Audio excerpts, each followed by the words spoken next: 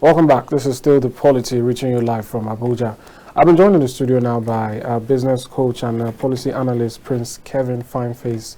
He joins me now to do some justice to the issues we earlier spoke about. Good afternoon and welcome to the program. Thank you, my pleasure. Good to see you again. It's good to have you. It's obvious you're doing so well. You too, this countries, this is not eating you because KAFTAN is taking care of you. The prayer is that the government favors each of us, but hopefully it favors the majority, everyone, at the end of the day. I hope so. Yeah. So it's a few days, if I get it correctly, about 3 or so days to October 1st. That is the anniversary of our independence. Before we delve into current issues bedeviling the nation, what's your take on 63rd anniversary? What do you have to say about Nigeria so far? Before I could actually say much, I'm also thinking of my life. If I get to 63 years, what are the expectations that my kids will have of me? What are the expectations of those who knew me well from childhood? What are the expectations? What are the expectations of my classmates from primary, secondary, university stage? And what are the expectations of my colleagues? Those who have known me for the past 10, 20 years, 30 years, 40 years. And so that thought, enables me to have that introspection. Because if you look at Nigeria for 63 years of so-called independence, we truly aren't independent yet. Because our level of dependency in terms of imported goods, level of dependency in terms of our own security, level of dependency in terms of building infrastructure, it's on the very high side. And that is something that has actually bedeviled us and has kept us where we are at. And that is because we have not truly had people who have been qualified to lead us. What we've always had, like I've said, other times, we've had misfit opportunists in positions of authority, and they don't do well. So I'm not expecting much. Good thing, the government has also said that it's going to be a low-key, event. It's a good thing. I don't think it was because of funds. It is that there's not much to celebrate. While we were growing up in primary school, we look forward to 1st of October because you must go for March Past. And after March Past, you stay at the vantage position. If you're not going for March Past, you'll be at the vantage point on the road to, hail the convoy of the governor of the state as he's moving. Oh, see him there, those kind of things, the excitement. Come rain or shine, we're there. I've been involved in March Past before. It was raining and it was asked to still continue with the March Past. It was excitedly so. But looking back, it was a very, very bad approach, putting kids, to go March Past, even in the rain. I see them doing even to date, local government to state to, federal, even in the rain, they just allow them to go through that. Do we need to go through such level of suffering? Why don't you see our point of independence as a point of reflections and engagement? So we have symposia, for instance, across the states, bring minds to talk about nationhood, go to the schools, set up debates in the schools, and bring out topics that can, engender cohesion, national growth and development. How about to look at our security state of affairs and find ways to be able to, discuss the matter and look at the welfare of officers and men in our security architecture. How about infrastructure, to talk about those things, so that way we'll begin to look back to say, okay, indeed, the independence that we fought for from the colonial masters, in quotes, was worth it.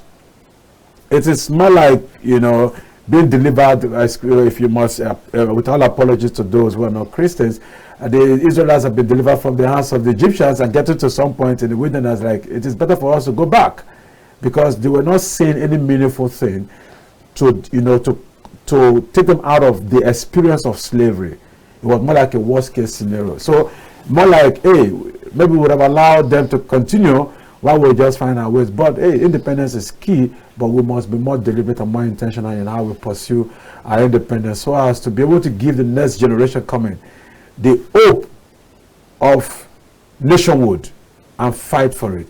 Excuse me. Nigeria is only one country, from my little experience, that I've come to see that does not have a vision and a mission for nationhood cohesion that people can look up to and die for. We just do things just in the Americans, they will tell you, it's in the pursuit of happiness. And so everything they do is geared towards that. So an average American life is bonded with $10 million. So Uncle Sam will always come to make sure that they do everything to save a life. But we don't have the same story with ourselves. You know why? Because we're not necessarily a nation yet. Do you think it's because we're young, relatively speaking? No, we're not young. Of nations? We're not young. The fabric of our nationhood is not young. Because Nigeria is made up of a mixture of about, if I'm not mistaken, more than 175 nations. How so? Yeah, because I mean, I'm an Ijaw man. It's a nation. Ijaw is a nation. Okay. You have the Igbo nation, you have the Yoruba nation. These are different nations, and in all, they have the Ogoni nations. They are nations who came, by force to be made a country. And we've not come to recognize our nationhood in a small state that we all are at different stages, because that's what we have. We speak more than 300 languages as a country.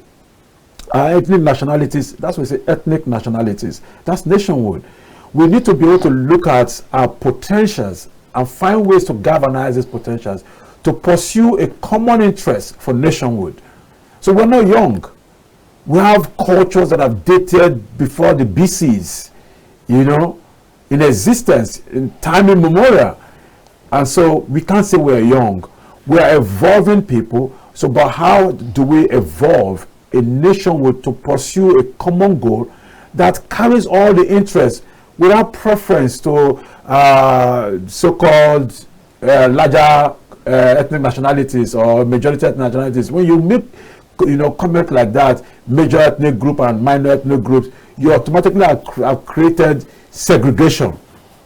And once you put that appellation, what happens is that the minor ones begin to feel inferior to the major ones, and the major ones will want to be showing superiority over the minor ones because they have the larger number. They want to take the larger opportunities. Because they have the larger number, they want to be given better infrastructure, And when you take away professionalism, merits, meritocracy in employment opportunities, you automatically bring, mediocrity into play. So nationhood is about, it's about professionalism and meritocracy. Nationhood is about justice. Nationhood is about equality. Nationhood is about, equity. Nationhood is about fairness, and nationhood is about accountability. So do we have this 4+1 principle that guides us? In our Nigeria has value system, right? Yeah. It's written but not taught in schools. I got that in primary school. In secondary school, it wasn't that there, but it was not there. So part of what I learned in my primary school guides my, interaction with the next person in Nigeria. And up to this very point, and it's more than.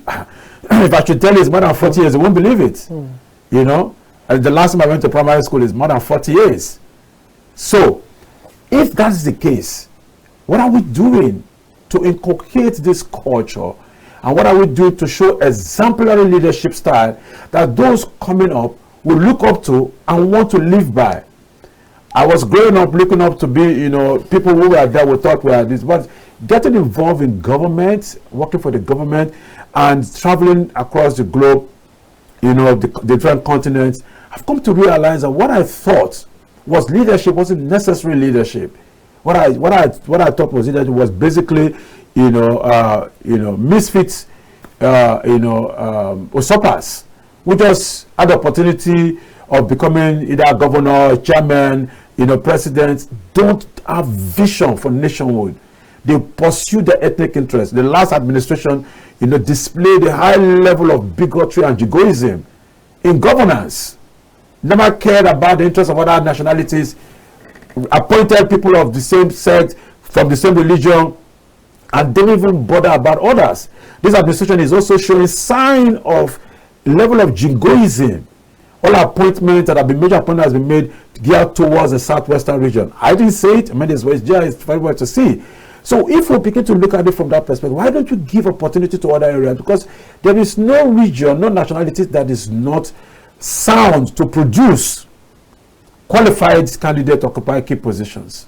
All right, let me just quickly cut in and draw your attention to some comments recently by the Vice President Kashim Shettima. He was speaking at an event, and basically he was trying to, I guess, pass the message that to be leaders is something of a privilege, so to speak. But he made a certain statement that people have interpreted different ways, and I'd like to get your thoughts on that vis-a-vis the issue of teaching the younger ones about what leadership is. Vice President Shettima said that while he was in school, I believe for his master's or thereabout, that there was a student who had distinction, who was the best. And then in the speech, he refers to him as, he mentioned his name, his full name, and then he says, said person is now languishing in one bank as a CMD or thereabouts. DGM, yes. So, you know, and then he ended it by saying, well, we are not the best to be here. We are lucky and we should make the most of it. You know, and that's, I guess, was supposed to be the message. But some persons have taken that part where he said languishing to mean something. What do you think about that in respect to when we talk about values and teaching young ones what to aspire for? You know, Amadin, I think the truth is that the Shettima misspoke that line. You don't describe a friend who is doing a meaningful job, find himself in an environment where he's contributing to the good and the development of a nation through the banking system, and you said it was languishing as a DGM. I wonder what other job would he be doing. He was the best graduating student, like he said, and it's not languishing as a... No, that's derogatory. It doesn't really connote to the statement of we're all privileged to serve. Because if it was privileged to serve, this young man that he was describing was also serving. He has been privileged to become the governor of a state and at the same time a senator, now being given, I should say, like some people would say, the INEC select vice president. That didn't make him to be superior or to derogatively describe another person's job as languishing. It doesn't motivate others who work in that sector to want to see themselves as doing the right thing. And so I think his last statement, maybe, you know, sometimes, you know, when you want to give speech, what happens is that you have this brain freeze that takes place and you've just missed the words that you're going to use. Probably he misspoke, not intentionally, or maybe it was just a lack of understanding of the use of the right syntaxes that he wanted to use. I must say, he can explain himself much later. But having said so, I think it's important for those we see as role models, truly be role models. It's very important. If the vice president of a country comes to the public to condemn someone's job, meaningful job, as nothing, then it doesn't give hope for those who want to get into that industry to want to aspire to. So which means this so-called best graduating student should now look at politics. And so when you find a situation that you have a funnel system with a narrow drop-ins, it means that you have many people vying for political office. So what will happen is that many will die, many will be squeezed through the pathway before they get out to the main base, because it's a funnel system. And so the Shettima is actually encouraging now people to go into politics so they can get respect, in quotes, and not be languishing as bank employees or managers or directors. You know, I wonder what would be of the fate of those in media, you know, if theirs would be another word they will use, or those in security, those in hospitality, those in medical. I don't know what words will be used. You know, we are different people with different capacity, and as such we have different responsibilities to play. That's why whenever I look at my fingers, I realize the importance each finger plays. The thumb has a major importance to play to help in gripping. You know, the index finger has a powerful role to play. The middle finger and the rest of all the fingers have important roles to play. So if I try to want to look at the sizes of the fingers to describe their importance, then I miss it. Or I derogatively just use the words that I'm not saying. That means I'm not supposed to have my fingers. And whatever you don't use, you lose. And that's what it means. Reason today we are seeing people not wanting to want to go to school as much as it was in time past, that going to school was the in thing. I want to be a doctor, a lawyer, you know, an engineer or whatever. Now we don't find that anymore, because we now see people who are nobodies in the society, but by virtue of political offices, they now became like superior. They live in better homes, drive better cars, you know, travel as much as they can travel, don't care about any other thing. They come with their convoys. So people now are now aspiring towards that end. If you go to areas where you have high prevalence of insecurity, the reason is also because those criminals who are supposed to have been criminalized, you know, sentenced, have been given opportunity via the window of amnesty, without apology to Yaradua, and some of them now have found their way back into the political system, and now House of Rep members, House of Assembly members, some even aspiring to become governors in their state. So what is happening now? A lot of those young people in those communities or those areas are now aspiring to want to become militant, so they can get some level of relevance, and at the end of the day enjoy amnesty that will enable them to come back to the system, because nobody's been punished. If you go to the northern region, you find that banditry is a major business, because people are going away with it. They get the ransoms, they kidnap the people, kill the ones that they can kill, and they are forgiven and taken as repentant militants, and they brought back into the system and given all opportunities, empowered with all of things they were empowered. So more people are finding their ways through that window with which they can gain prominence and importance. So what they do, simply, they all claim to become bandits or militants, and they are taken as people who have surrendered, and they take them through training of disarmament. After disarmament, they give them empowerment. So people are seeing that as a window with which to be empowered, right? We saw that with the amnesty. We have a lot of people, we have thousands, hundreds of thousands of militants all of a sudden from the Nigeria region, where we are now giving amnesty and at the same time giving scholarship for different opportunities. Even those who have never worn the carried weapon before or been involved in any type of crime become militants all of a sudden, so they can gain an opportunity to get scholarship to go abroad or to go to school. And that is what destroys the fabric of every society that you can think of, because you now find a window where people use notoriety as a vehicle to prominence, to acceptance, and it's not supposed to be done. If you go to the southwest, you go to the southeast, you find the same thing happening everywhere. So until, as a nation, we have our moral fabric, you know, put on the surface and tell ourselves some truth, Nigeria is yet independent. All right. It's interesting when you speak to these things that people aspire to. Leadership should actually be a form of servitude. You are meant to be the servant in the question, but things tend to turn around. But in all of these, we're still speaking on value system and what people aspire to, rightly or wrongly.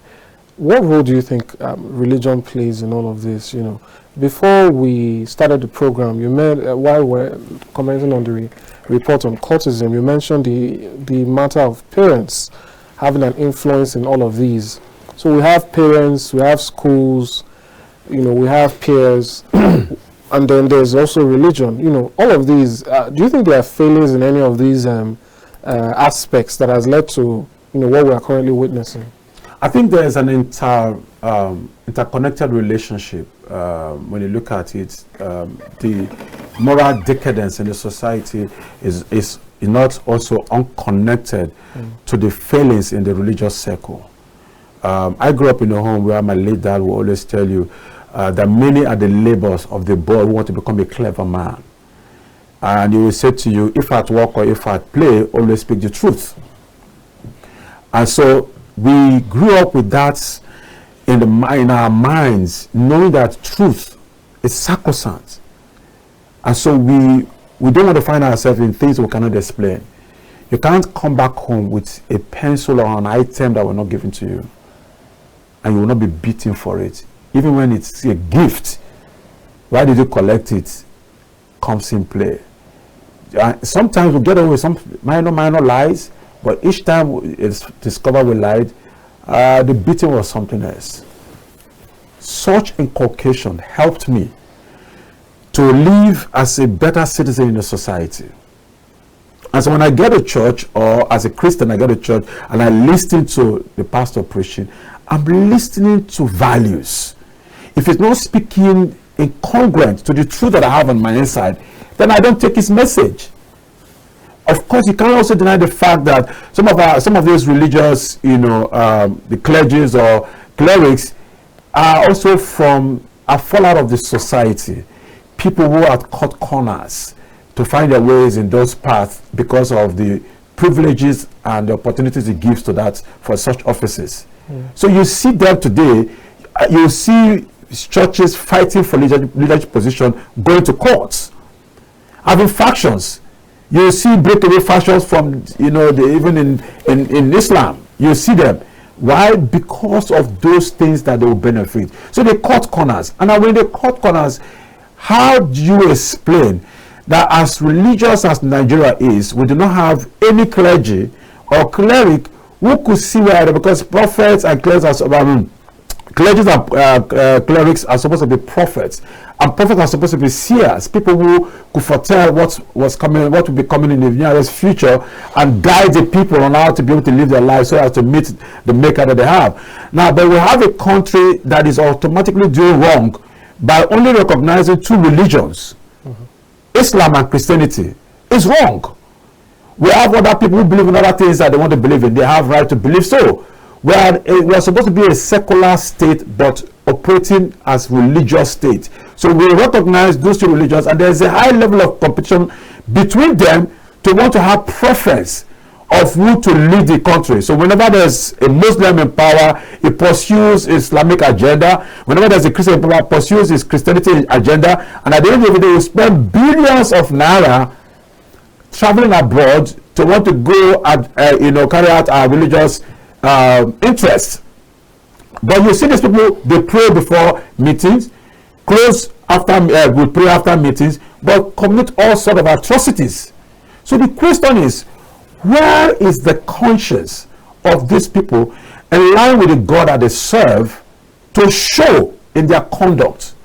It tells you one thing: there's a family problem, there's a society problem that has all bedeviled this individual, and so we have demons who parade as, in quotes, either Christians or Muslims, in occupying key positions and advancing their demonic interests against the people.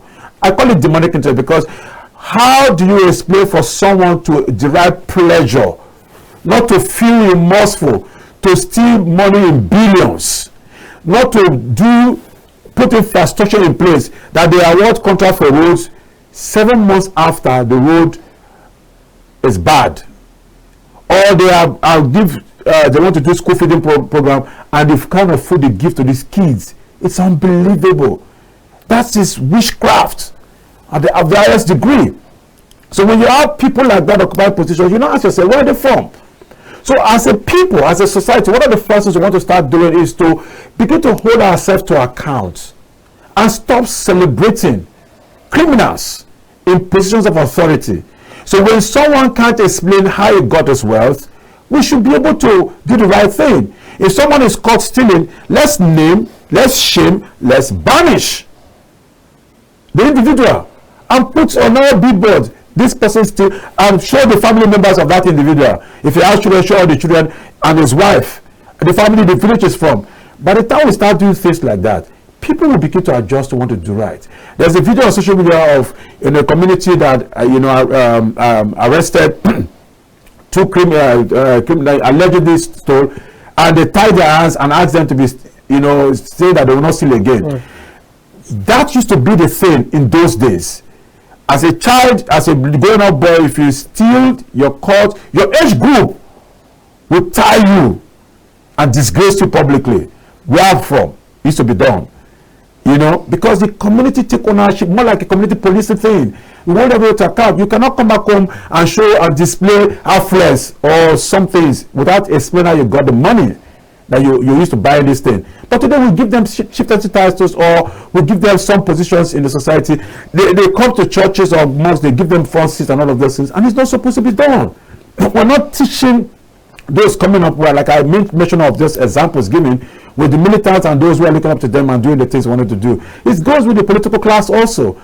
As much as these people come and show their affluence, I knew of people. I came to the city in Abuja in 1999. I knew of politicians who came through 9 bus. But after becoming Senate president and the likes, the amount of wealth they have at their disposal is unbelievable. How do you explain that? How do you explain that because you're a governor, you're driving a vehicle worth 350 million naira? How do you explain that? Why would government be giving officials very expensive vehicles to use as official vehicles that they cannot afford outside of government office? Why are they doing that? It is all encouraging such level of criminality to continue, because when you give him a vehicle of 250 million naira to use as an official car, how do you expect him to live his life after that position? Of course, he will still to sustain and to maintain the lifestyle, and that's what is happening. So our moral, bearing fabric has been completely eroded. We need help, and the only way we can help is by looking inwardly and telling ourselves some truth and be more accountable. I made mention of the 4+1 principle. It's something that guides my life and my family. There must be justice, there must be fairness, there must be equity, there must be equality, and there must be accountability. I came in here, my kids know that I'm here. I'm accountable to them. When I buy something new, I explain how. Not because I'm supposed to do that, because I must do it, but because I'm supposed to do that so that I can teach them a culture, so that I can also hold them to account tomorrow. If I'm with anybody they get to see, I need to, if I'm talking on phone, I'm ensuring that I'm accountable. So we can build a culture to change things and improve. Do you know today we are suffering what we are suffering today because we are living above our means as a country? I can explain that. It's simply the fact that Nigeria borrowed so much money to want to build infrastructure and awarded those contracts to cronies who ended up siphoning as much as possible and diverted those funds to other areas. So at the end of the day, we don't have much to show for the money that we borrowed, and so we have to begin to pay for what we have not utilized because we are borrowing without productivity. And so what happens is that you start finding yourself living far above your means. And so we see the government will go collect ways and means from the CBN and try to augment, and people are suffering. So there is hyper inflation going on, making you that your savings of yesterday is almost as nothing. I mean, if you actually had gotten 10 million naira 2 years ago, today your 10 million naira is about 3.5 million naira. 3.5 million to 4 million naira. That's how bad it has gotten to. Oh, it is a dire situation to find ourselves in. But while you laid out the problems, you also laid out solutions. Yeah, I mean, that's the best way to do it. Those are the things we should be looking to. I remember back then, like you said, what you learned in primary school. Something I also learned in secondary school, which is very basic, is was it about socialization and the different forms, the family unit, the school unit, and all of that. So I guess we all need to be playing our part in making the country a better place. A better place. Yeah. So let's move over to something more recent and affecting the nation at the moment. The NLC has said, I think October 3rd, indefinite strike begins, and they've also encouraged members to prepare for protest. This is still on the long-running battle for palliatives to be given to the people regarding the hardship that has been caused by fuel subsidy removal and so on and so forth.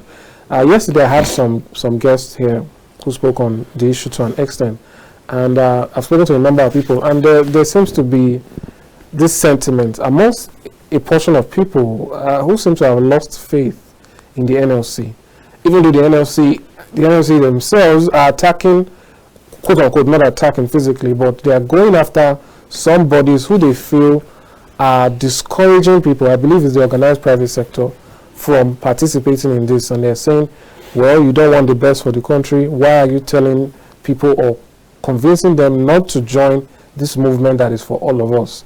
I'd like to get your thoughts. How do you see the NLC today, and how do you see their mission and the way they are going about it? Truth is that labor unions are actually designed to strengthen weak people.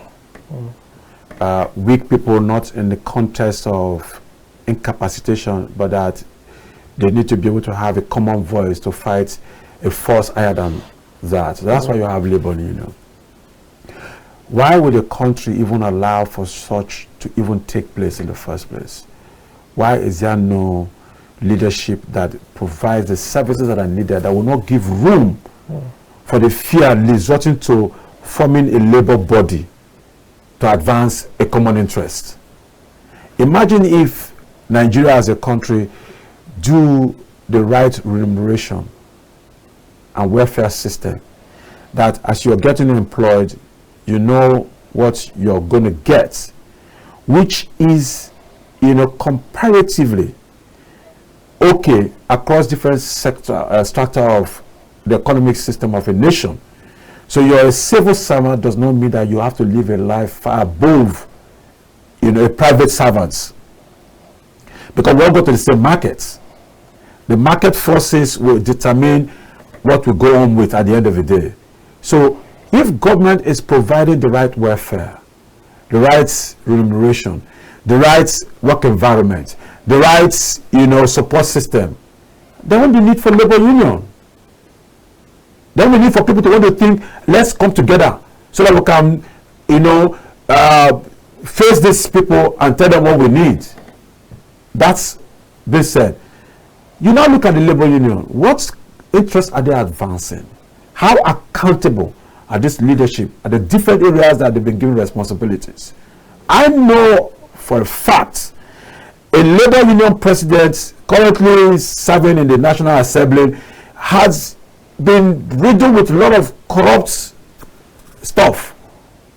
That I can tell you for free, because I have the facts, because I knew about it. We used to have a place called NSITF Plaza. It used to be Kenos Plaza. It was bought over by NSITF.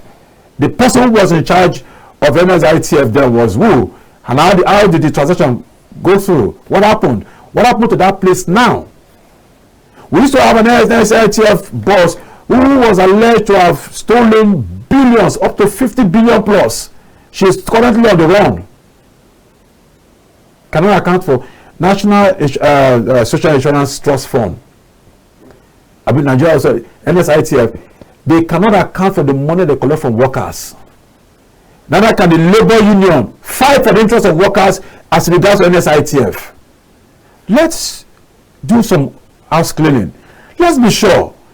And so government on our part now failed in the first place. The removal of subsidy was one of the biggest mistakes, the first initial mistake that the current administration actually got involved in. You do not remove subsidy without providing palliative first. You provide palliative first before you remove subsidy, so that there will be an easy transition for people to navigate through the period, the process. And in the first place, subsidy is even still there. From all that we've seen, from the media and all of that, being bandaged and all this, it's still there. Because NPC cannot even account for the money they receive, dividends that they got from liquefied natural gas and energy. So if that's the case, it means government, because government failed, unless you want to go on strike, the question is, for whose interest? When you go on strike, you do a complete lockdown. Who suffers? The man who do not have anything, whose ways of survival is on pay as you use.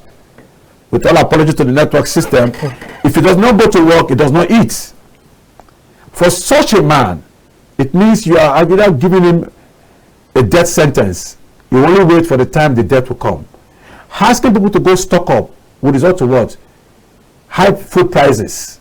A spike in food prices. Because everybody now, the fear of NLC, will go to the market, want to go stock up, and guess what? The price of goods will go up, because there are more people demanding for a few goods, the price will go up.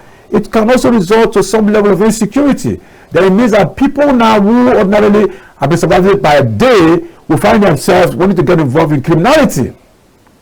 So burglary, car snatching, little things, that those crimes that normally take place, once in a while we'll see them on the rise again.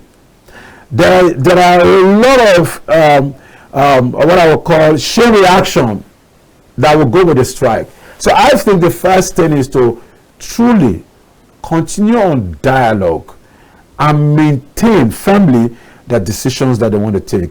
If they want to go on strike, let it be that government agencies go on strike. Don't force the private sector. that is not under the pay of. See, I know what it costs for me to run my office. The initial time subsidy was removed. Workers didn't even come to work because their transportation shot up by 1,000%. So stay at home without having to now start thinking of ways to augment. Today we have not recovered from it. So if we go on strike, how do we go on strike? Do we shut down the country completely and see that nothing happens? Or that the strike we're going to go to will affect the people that are in government and give us some respite? Or that because we go on strike, government will not yield to do what they're supposed to do? If there is no result at the end of the tunnel, there's no need to embark on the strike. But generally speaking, I think it is high time for a great reset to take place in this country. A great what? Reset. Reset, okay. To take place in this country. What that means is that the MLC in quote and the organized private sector and the rest of them that we have that are desirous to want to make a change should do house cleaning first. Let them be accountable with the responsibility placed in their hands. Then we'll hold those in government to account. Then we'll now begin to see how we can cut the cost of governance. Because that's one of the first approaches we need to look at. 195 vehicles are going to be bought to be given to these new ministers. Do we need that? Why don't we fuel the vehicles of these ministers that they already own, their own vehicles, and fuel and maintain the vehicles for them, so we can cut costs instead of buying new vehicles for them? Why don't we leave them to live in the houses they are living in, and just from time to time give them financial allowance and maintenance allowance every 2 years or 3 years to maintain the homes, and ensure that PW, Government Public Works, goes to maintain their homes so that we reduce the costs of maintaining these people in position of authority? Why will the president of the country and the ministers of this country be driving imported vehicles? Why not patronize local manufacturers? So that we can reduce the dependency on Forex to buy these things. Why is it that our hospitals are not functional? To allow for government officials, especially government officials, to use those hospitals and retain our doctors. How many doctors have left this country? Will you know the number? It's unbelievable. It's not something I want to say on air. It's unbelievable the number of doctors that have left this country. As Nigeria is, we don't have up to 100 ENT doctors, ear, nose, and throat doctors in the country. That's sad. 200 million people. So if we put those things in place, why is it that our primary health systems are not functioning effectively to allow for people to easily have access to quality healthcare services? Why must government officials not have their children in public schools, and why our public schools are not functioning? To allow those people who work in government to at least take their kids to those schools and not necessarily dependent on private schools. Do you know why it is difficult currently for a lot of us in the system and for those in government for them to cry the way they're crying? Because they have their children not in public schools but in private schools. So they pay, some of them are even abroad. They pay so much money and they earn little, not commensurate. Imagine if the schools are functional. Imagine if the hospitals are functional. Imagine if our roads are motorable as good. They have the vehicle inspection officers that oftentimes will stop you only for the purpose of your vehicle particulars, but not for the purpose of ensuring that the road is worthy to drive on. You look at the road, your vehicle worthiness, but not road worthiness.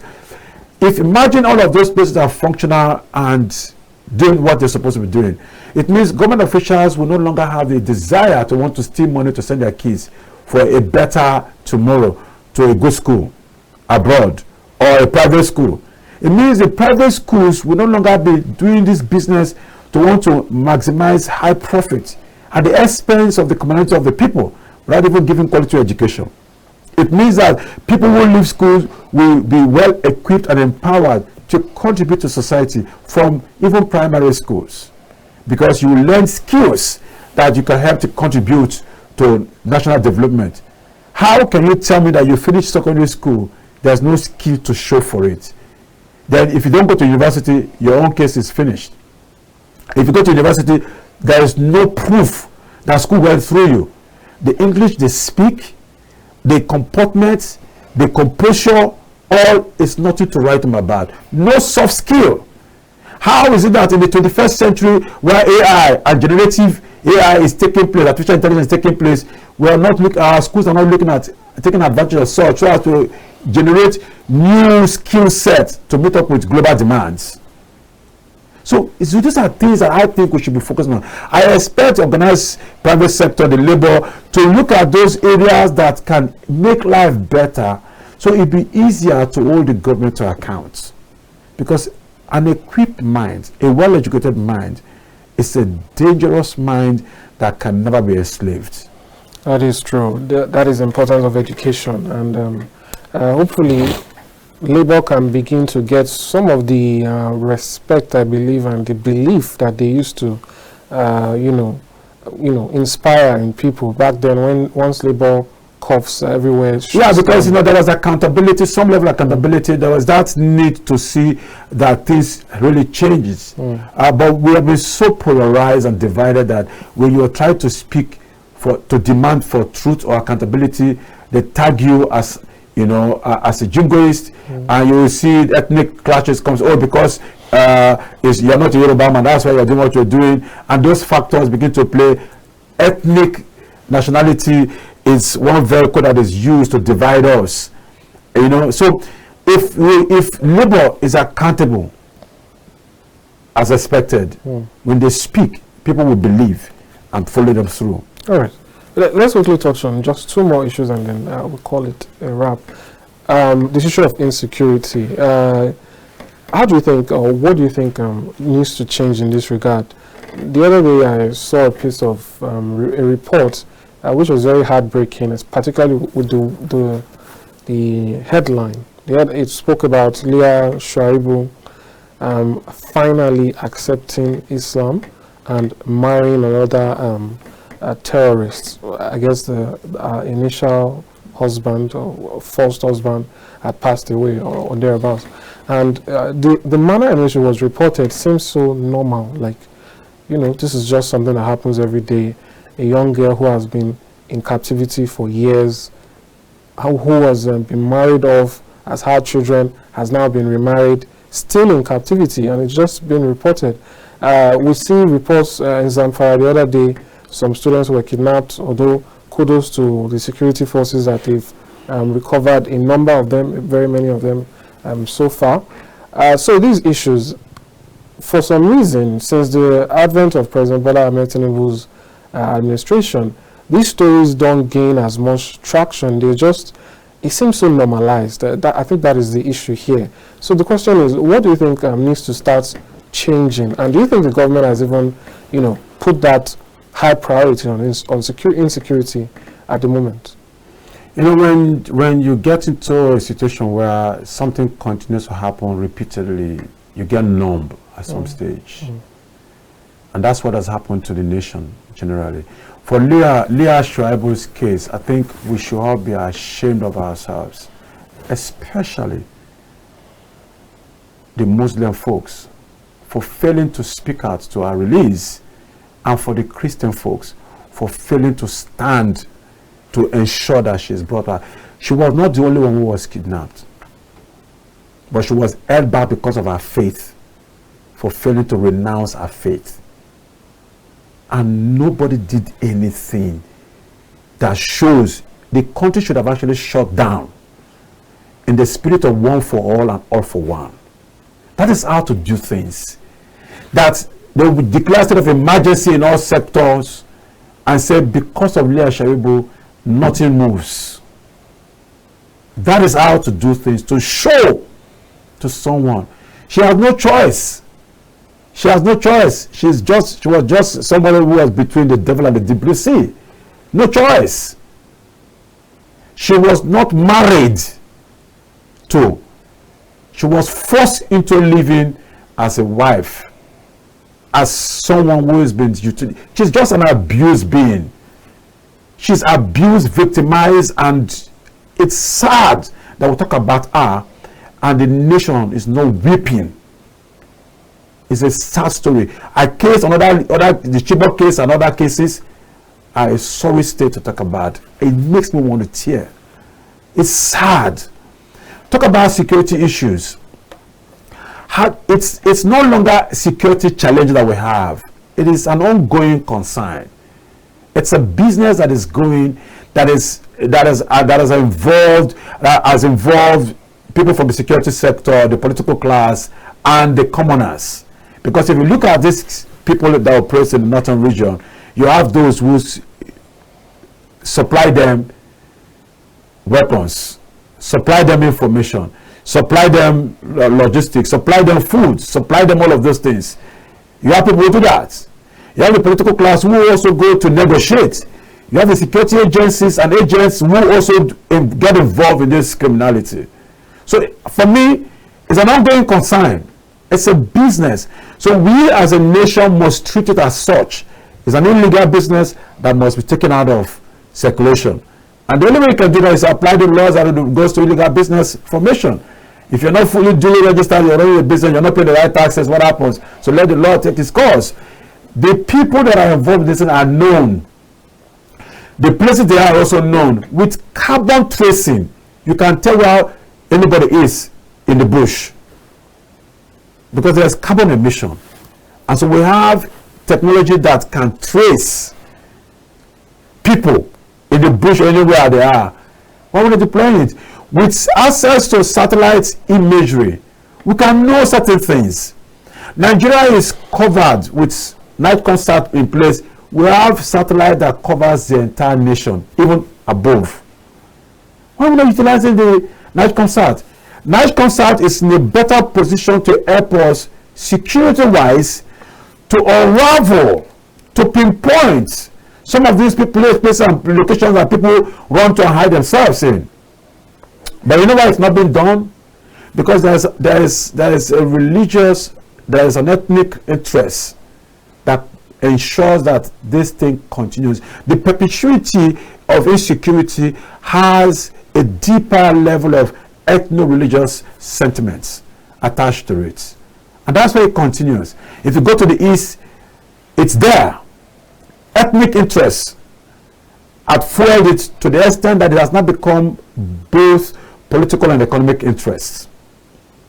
Because you don't even know what they are pursuing any longer. If the ideology for nation states is what they are pursuing, that is only to the killing of people, and they said they're doing. If you go to the south, it's economical. Unlike how they tend to want to make it political to say they are trying to fight for resource control. It was not necessary resource control, although there was a need for that to take place, because how do you explain? I'm from Kola, in our local government area. We have 3 oil wells that run through my community, but I don't have light in my community. There's no good pipe water. That World Bank and the oil companies are trying to do something. It's not functional. No good schools, no roads, internal roads in the community, no good transportation in the community. But my community at least gives this nation about 110,000 barrels of oil per day. But we don't see anything. So that you can say resource control, right? How do you explain that people who have these oil wells in their localities don't have licenses to operate these oil wells, but people from the north who don't have anything to do are the ones who run these oil wells? So how do you explain all of that? Such things can result to some level of insecurity, no doubt about it. And because there's a need for people to not look at themselves being by the riverside and crying for soap leather in their eyes. And that's an abomination. It's unthinkable, it's preposterous to even have that kind of experience. But you see, because the political class are encouraged, I said that earlier, I said if you see a major level of insecurity in any given locality, in any given community or state, it means the political class is involved. Because it is the political class that enables criminalities to thrive. Security agencies cannot successfully apprehend and prosecute because the political class will step in. Either the person that's been arrested is part of their thugs, or someone that the embassy they use for certain assignments, and so they either deny budgetary funding to the security agencies, so they don't carry out their operations very well, or they don't give it the right welfare, equipment, and manpower that's required to carry their job. And so all the security agents would now look out to doing is to survive. So they too will begin to find a way to get involved in the business. That's why you find some agencies, personnel have been involved in some level of criminality, either by way of selling weapons or by way of being part of those who have gone to operate, in armed robbery or kidnapping. Well, we have these stories everywhere. It is because of that. So if the political class, supports criminality, it thrives. How do you explain that the political class today had allowed for this criminal element to not be part of them by becoming representatives either in a National Assembly or State House of Assemblies, or becoming political appointees? Oh, they say it's a way to quell criminality. No. How do you explain that the current Minister of FCT, while he was the governor of Rivers State, appointed a non-militant criminal who killed so many people, has a paramount ruler of his place, which was not supposed to be, as a way to settle him so that he would reduce criminality? No. What that does is that it erodes the moral fabric that we have and enable other people to go through that route into prominence. And that's why it cannot die. The best way to approach security issues is to crush. No man can be bigger than the state. Where that happens, it means such individual is the patron of the functionality of the state. And that is a very dangerous precedent to set. And so I expect nation, we the people must arise. It's not about NLC. It's not about organized public sector. It's not about TUC. We the people must tell ourselves one basic truth. What is wrong, and what is right needs to be done. And so we all must stand. But of course, we can't have everybody standing, because those who are benefiting from the wrong will fight to prevent the right to take place. And that is where we have a major challenge. Those who are currently benefiting from all of the hills that takes on are doing everything possible to retain their business. So it brings a security strategy to put in my mind, which is that you present the carrots, but have a whip outside, and find a way to transit these criminals to where they don't continue to benefit from their heels and showing superiority. Never give criminals the opportunity to gain prominence by holding political office or religious or traditional offices. It is wrong for doing that. When the likes of, what is his name, the Ààrẹ Ọ̀nà Kakanfò of Yoruba land, what do you refer to? This young sharp in the Yoruba land that has been appointed as Ààrẹ Ọ̀nà Kakanfò, used to be in OPC, Ganiyu. Okay. Appointing him to become that strengthens the so-called miscreants that they have in that region to continue what they're doing. And you see that in our culture, it is there. We saw where in Zamfara they appointed one notorious kidnapper, they gave him chieftaincy title. We saw in River State how even the likes of Asaf the Club parading himself now as one of those persons who are fighting for the interests of the president, and that's wrong. That's wrong. It should be that should stop forthwith. It's not helping the upcoming generations. It is strengthening them to look forward to doing such level of criminality to gain prominence. If cultism is destroying our communities, then we should look for those who started cultism in the country, the likes of Wole Soyinka, and call them to say, look, renounce cultism and ban your fraternity, so that they know that this is not right. But if the likes of Wole Soyinka is giving prominence, recognition, respect, having been involved in such level of fraternity that has resulted to bloodbath and criminality, it means more people want to be that. Because it's a mirroring effect that we're doing here. If I begin to smoke and start womanizing, I have no moral right to stop my son or my daughter from doing such. Because they are copying. They will see it and just begin to live their lifestyle. So we need to start changing all of that and ensure that let morality be the basis with which we guide our lives. Let accountability be the basis with which we hold people in offices. Let justice be seen in how we distribute,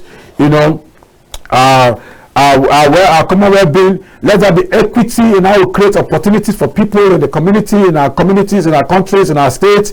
Let there be equality before the laws of the land. And no one man should be bigger than the law. Let everybody be same.